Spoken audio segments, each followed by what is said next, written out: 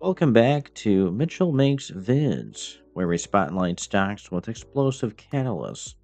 I'm Mitchell, and today we are covering EKSO Bionics Holdings, ticker EKSO, a leader in wearable exoskeletons for medical rehabilitation and industrial applications, helping patients regain mobility and workers reduce strain.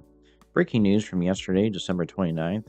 Applied Digital announced a proposed business combination, spinning out its cloud platform to merge with EXO, forming Chronoscale, a new publicly traded company focused on accelerated GPU infrastructure for next generation AI workloads.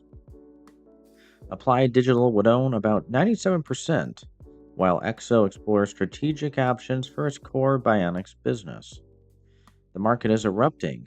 Shares are surging over 50% today, December 30th, on massive volume, transforming the small cap into an AI compute play overnight, with close targeted for the first half of 2026. This deal could unlock significant value in a hot sector. Merger momentum or speculative spike? Share your thoughts below. Buy the surge, hold, or caution? Like for more deal alerts, subscribe and hit the bell. Thanks for watching. See you next time on Mitchell Makes Vids.